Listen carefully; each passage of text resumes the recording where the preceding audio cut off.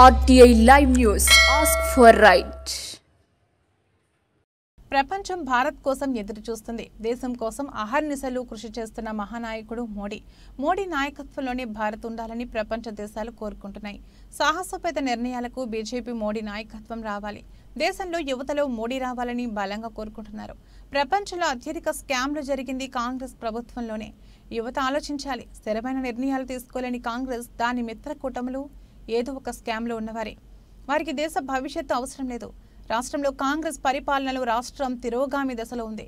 ఎన్నికల కోసమే 6 గ్యారెంటీలు ప్రకటనలు కేవలం పేపర్లకే పరిమితం. ప్రజలకు బ్లాక్మెయిల్ రాజకీయాలు చేస్తున్న రాష్ట్ర ప్రభుత్వం. ఓటు వేయకుంటే 6 గ్యారెంటీలు రావని కాంగ్రెస్ నాయకులు ప్రజలను బెదిరిస్తున్నారు. ముస్లిం, క్రిస్టియన్, మైనార్టీ ప్రజలను కాంగ్రెస్ ప్రభుత్వం రాజకీయాలకు వాడుకుంటున్నారు. 500 బోనస్ ఇచ్చే బదులు అంటే అందరూ ఒకరికొకరు సివిల్ సప్లై శాఖ మంత్రి మన కాడుండి దాన్ని ఎఫిషియన్సీ చేసేది లేదు. సాగునీటి శాఖ మంత్రి ఉండి అది చేసేది లేదు. ఆర్ఎండ్బి శాఖ మంత్రి ఉండి అంతే ఎంతసేపటికి పొలిటికల్ స్టేట్మెంట్సే. ఏ వర్క్కి టెండర్ వేసే పరిస్థితి లేదు. లోకల్ అంటే ఇవాళ టెండర్లు వేస్తున్నారంటే సెంట్రల్ గవర్నమెంట్ ఫండే. రేపు పిఎంజిఎస్ఓ వేస్తే వేస్తారు, సెంట్రల్ రూరల్ రోడ్స్ అయితే వేస్తారు, కానీ మిగతా వాటికి వేసే పరిస్థితి లేదు. అందుకని ఆలోచించండి. రేపెట్టి పరిస్థితుల్లో 3000కి తగ్గకుండా క్వింటాల్ బస్తా బియ్యాన్ని, వడ్లని 3000కి తగ్గకుండా కొనాలని మేము డిమాండ్ చేస్తా ఉన్నాం. రేపుకినా ఇది కొనకపోతే ఖచ్చితంగా మిల్లుల దగ్గర కూర్చుంటామని తెలియజేస్తా ఉన్నాం. మొన్నటిదాకా ఎక్కడైనా ట్యాక్సీలు, స్టేట్ ట్యాక్సీ 50% 100% స్టేట్ ట్యాక్సీలు ఉన్నాయి. ఇది వ్యాట్ అని పెట్రోల్ డీజిల్ మీద కంట్రోల్ చేయమంటే 1%, 2% కూడా తగ్గించే పరిస్థితి లేదు. అందుకని వ్యాట్ల కోసం ఎక్కువ ఉంది. రేపు సెంట్రల్ గవర్నమెంట్ 2 లక్షల కోట్ల రూపాయలు ఒక్క తెలంగాణకు పంపించిన ఘనత మన ప్రధానమంత్రి మోడీ గారిది. ఇది ఒకటే కాదు, మీకు తెలుసు ఇలా విశ్వకర్మ లోన్లు ఇచ్చిన, ముద్రా లోన్స్ ఇచ్చిన, ప్రతి ఒక్కళ్ళకి అందుబాటులో ఉండి వాళ్ళ సామర్థ్యాన్ని వాళ్ళని పెంచి సెల్ఫ్ ఎంపవర్ చేసుకుంటూ మహిళల్ని, యువతని తీసుకొని రావాలా. మనం దేశానికి ప్రతి ఒక్కరిని మనం పైకి తీసుకురావాలని పనిచేసే ప్రధానమంత్రి మోడీ గారిని కావాలన్నా మీరు ఆలోచించండి. ఇకపోతే మన నల్లగొండ సీట్లో పోటీ చేసే అభ్యర్థులను ఒకసారి చూడండి. ఇలా నల్లగొండ జిల్లాని 3 కుటుంబాలే ఇప్పుడు దాకా వారసత్వ రాజకీయాలు చేస్తా ఉన్నాయి. మోడీ గారు వచ్చేటప్పుడు చెప్పిందే ఈ వారసత్వ రాజకీయాలకి. ఎందుకంటే కాంగ్రెస్ అంటేనే వారసత్వం. గాంధీలు, నెహ్రూలు వారసత్వాలు వస్తూ ఉన్నారు. అదే వారసత్వాన్ని నల్లగొండలో చేస్తూ ఉన్నారు. కోమటిరెడ్డి బ్రదర్స్ అయితేంది, ఉత్తమ్ కుమార్ రెడ్డి కుటుంబం అయితేంది, జానారెడ్డి కొడుకులు అయితేంది, ఇక కొత్తగా టీఆర్ఎస్ లో కూడా భూపాల్ రెడ్డి అన్నదమ్ములు అయితేంది. అంటే కుటుంబాలు కావాలన్నా ప్లస్ వాళ్ళకి ఇంతకుముందు చేసిన వ్యవస్థ లేదు. మీరు ఒక్కసారి అందరిని చూడండి. ఏ అభ్యర్థి మీకు బెటరు, ఏ అభ్యర్థి అయితే పనిచేస్తాడు. గత 5 ఏళ్లు ఎమ్మెల్యేగా ఉన్న సైదిరెడ్డి ఏం పనిచేసిండు హుజూర్ నగర్కి, రేపు సాధించుకొని రాలేస్తాడా, రాలేడా? మనకు కావాల్సింది ఏదైతే మేము చెప్పినాం మొన్ననే, మన యువత కోసం మోడల్ స్కిల్ సెంటర్లు పెట్టిస్తాం. ఎందుకంటే నేను వచ్చిందే రాజకీయాల్లోకి యువత కోసం. ఖచ్చితంగా ఆ కళను నెరవేర్చే విధంగా యువత స్కిల్ డెవలప్మెంట్ సెంటర్లు కానీ, ఇండస్ట్రియల్ కారిడార్, ఎందుకంటే మనకి రైస్ పంట ఎక్కువ ఉంది. అందుకని రైస్ ఆధారిత పరిశ్రమలు, ఇండస్ట్రియల్ కారిడార్ ఒకటి కంపల్సరీ తెచ్చేటట్టు. దాంతోపాటు మనకు పోర్టు లేదు తెలంగాణకి, మనం ఎంట్రీలో ఉన్నాం. దానికోసం డ్రై పోర్టు, కంటైనర్ పార్క్ లాంటి నిర్మాణాలు, ఇంకా హైవేలు కొన్ని కంప్లీట్ కావాల్సి ఉన్నాయి. ఏదైతే హుజూర్ నగర్ నుంచి దాచేపల్లి హైవే కనెక్ట్ చేస్తే మనకు మంచి కనెక్టివిటీ వస్తుందో, దాంతోపాటు ప్యాసింజర్ రైళ్లు మిర్యాలగూడ నుంచి జగ్గయ్యపేటకు కానీ, దాంతో ఇక్కడ మన హైదరాబాద్ టు విజయవాడ వయా సూర్యాపేట, కోదాడ నుంచి కానీ, ఇట్లాంటి వాడన్నిటికీ సాధించాలంటే రేపు అన్ని తెలిసిన వాడిని, ప్రపంచం చూసి వచ్చినోడిని, అభివృద్ధి కోసమే రాజకీయాల్లోకి వచ్చినోడిని, యువతకు ఆదర్శంగా నిలవడానికి వచ్చినోడిని రేపు మీ ఓటు కమలం గుర్తు మీద ఓటేసి ప్రతి ఒక్కళ్ళు మీరు ప్రతి అంశాన్ని ఆలోచించండి. దేశ సమగ్రత ఆలోచించండి, దేశ భద్రత ఆలోచించండి, నల్లగొండ భవిష్యత్తు ఆలోచించండి. రేపు నల్లగొండ మీద కాషాయ జెండా ఎగరాలంటే నల్లగొండ మీద మీరు కమలం గుర్తుకు ఓటేసి గెలిపించాలని మీ అందరినీ కూడా పేరు పేరున ప్రార్థిస్తా ఉన్నా. భారత్ మాతాకి జై. జై శ్రీరామ్. మోడీ గారి నాయకత్వం. సాగునీటి శాఖ మంత్రి ఉన్న ఇంతవరకు ఒక ప్రిపరేటరీ మీటింగ్ లేదు. మనం నీళ్లు ఇయ్యలేము. నీటి ఆధారిత పంటలు కాకుండా ఆరుదడి పంటలు వేసుకోండి ఒక నాయకుడు చెప్పింది లేదు, ఒక రైతుకు ఒప్పచెప్పింది లేదు. కానీ మనం అంతకుముందు డెడ్ స్టోరేజ్లో ఉన్న మాలాంటి ఎమ్మెల్యేలు కలబడి నీళ్లు తీసుకొని వచ్చినాం. ఈరోజు సాగునీరు దేవుడికి కానీ అసలు తాగునీరు కూడా వస్తుందా రాదా, ఏప్రిల్, మే, జూన్ మన పరిస్థితులు ఎట్లుంటాయి? మనం కూడా బెంగళూరు లాగా 3 రోజులకు ఒకసారి స్నానం చేసే పరిస్థితి అనిపిస్తా ఉంది ఈరోజు. నీకు. కాబట్టి మీరు ఆలోచించండి. ఎట్టి పరిస్థితుల్లో ముందు సాగునీరుకి అంటే ఎట్టాగ ఎండబెట్టిండ్రు, కొన్ని వేల ఎకరాలు ఎండిపోయినాయి. ఎండిపోయిన పొలాలన్నిటికీ ఎకరానికి మీరు 30,000 రూపాయలు ఎక్స్గ్రేషియా ఇయ్యాలా. ఎందుకంటే మీరు ముందు ఎవరిని రైతులను చెప్పలేదు, ఆలోచించనీయలేదు, మీరు ఇయ్యమని చెప్పలేదు. ఈరోజు పంటలు పెట్టుబడులు పెట్టి వాళ్ళందరూ నష్టపోతా ఉన్నారు. కాబట్టి మీరు ఎంతసేపటికి పదవులు కాపాడుకోవడం కాదు, జనాల కోసం ఆలోచించండి. లేకపోతే మీరు ఈ ప్రభుత్వం 5 ఏళ్ళు కూడా ఉండే పరిస్థితి లేదు. ఎందుకంటే జనాలు తిరగబడే రోజులు దగ్గరకు వచ్చినాయి. 100-120 రోజుల్లోనే వీళ్ళు చేసే పనులు కనపడతా ఉన్నాయి. ప్రతి వారానికి 2,000 కోట్లు, 1,700 నుంచి 2,000 కోట్లు అప్పులు తీసుకొస్తా ఉన్నారు ఈ రాష్ట్రానికి.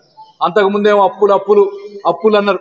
మీరు ఎంతసేపటికి అప్పుల మీద చెప్పటం, మీరు వాళ్ళ మీద వీళ్ళ మీద వేసుకోవటం, తప్పించుకొని పోవటం.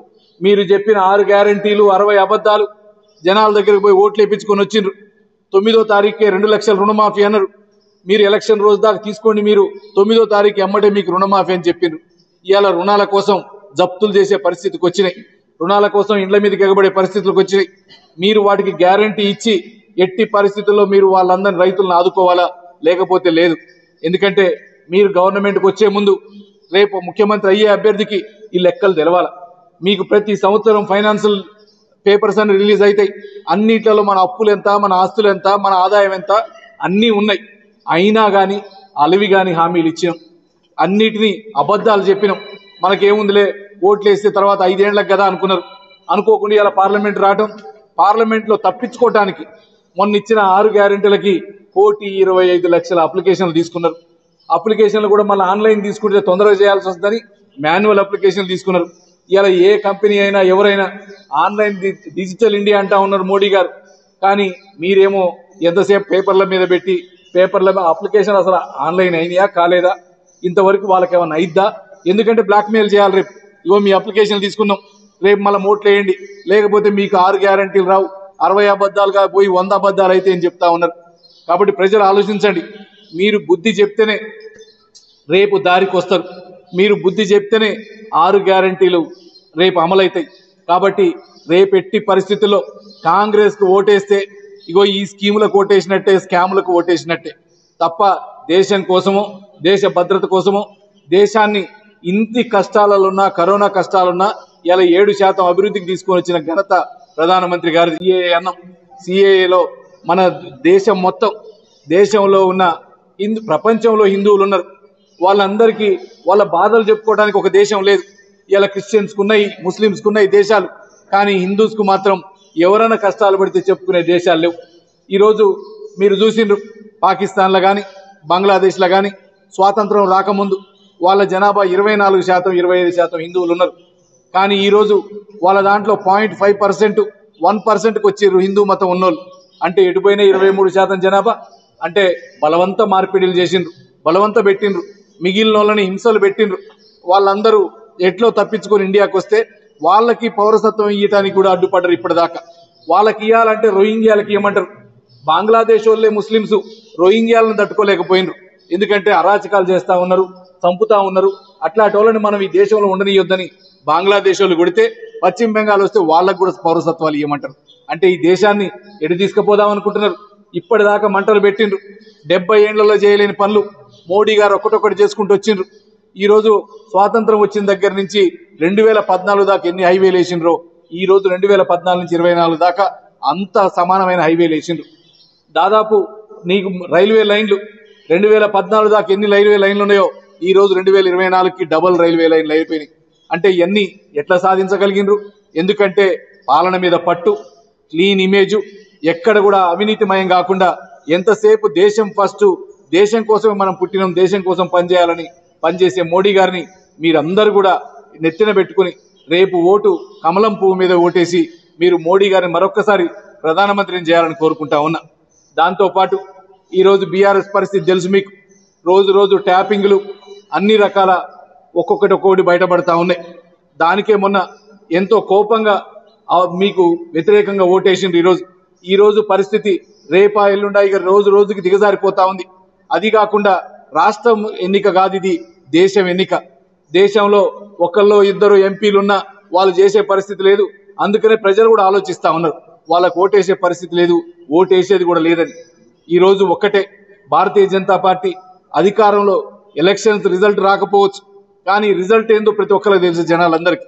రేపు గెలిచేది భారతీయ జనతా పార్టీ. రేపు వచ్చేది 400 సీట్లు, 400లో నల్గొండ ఉండబోతా ఉంది. దానికి 100% రేపు గ్యారంటీ. ఎందుకంటే అందరూ అనుకోవచ్చు, అదేంది మొన్నటిదాకా ఓట్లు 5% కూడా ఓట్లు లేవు, ఈ రోజు గెలుస్తానంటా ఉండరు, ఎట్ట గెలుస్తుంది భారతీయ జనతా పార్టీ అని. ఎందుకంటే జనాలలో చైతన్యం ఉంది. ఈరోజు జనాలలో ఆలోచన పెరిగింది. ఎవరికి ఓటేస్తే మంచిది, అధికార పార్టీలో ఉన్న భారతీయ జనతా పార్టీకి ఓటేస్తే మంచిదా, లేకపోతే ఇక్కడున్న కాంగ్రెస్కి ఓటేస్తే మంచిదా, మీకు అర్థం చేసుకోవాలి. ఈరోజు ఎట్లాగో మంత్రులు ఉన్నారు ఇద్దరు, సరే వాళ్ళ పాలన ఏదో ఒకటి కొద్దిగా అభివృద్ధి చేయొచ్చు. దాంతోపాటు అధికారంలో సెంట్రల్లో అధికారంలో ఉన్న భారతీయ జనతా పార్టీని గెలిపిస్తే రేపు ఎక్కువ ఫండ్స్ తీసుకొని వస్తాం, ఖచ్చితంగా డెవలప్ చేపిస్తాం. లేకపోతే పోయినసారి 5 ఏళ్లు ఎంపీగా ఉన్నాడు ఉత్తమ్ కుమార్ రెడ్డి గారు, 7 కాన్స్టిట్యున్సీల్లో 5 కాన్స్టిట్యున్సీలు అడుగు పెట్టిండా లేదా ఒకసారి అడగండి. 5 ఏళ్లలో ఏదన్నా ఒక్క ప్రాజెక్ట్ ఎంపీగా ఉండి తీసుకొచ్చిండా చెప్పండి. ఇగో నిన్న మొన్న పేపర్లో వేసిండ్రు, హుజూర్నగర్ల కోదాళ్ళ మేము దాదాపు 150 కోట్ల రోడ్లు తెచ్చినాం, 150 కోట్ల రోడ్లు ఇచ్చినామని. ఆ రోడ్లు ఎక్కడి నుంచి వచ్చినాయి? ఇలా సెంట్రల్ రూరల్ రోడ్స్, సిఆర్ఆర్ రోడ్లు అంటారు వాటిని, అన్ని కూడా బీటీ రోడ్లు, బీటీ రెన్యువల్స్, సిఆర్ఆర్ నుంచి సెంట్రల్ రోడ్స్ వచ్చినాయి. మొన్నటిదాకా వచ్చిన గ్రామ పంచాయతీలకి 14th ఫైనాన్స్ అయితేంది, 15th ఫైనాన్స్ అయితేంది, శ్మశానాల నిర్మాణం అయితేంది, ఈరోజు టాయిలెట్ల నిర్మాణం అయితేంది, ప్రతి డబ్బు సెంట్రల్ గవర్నమెంట్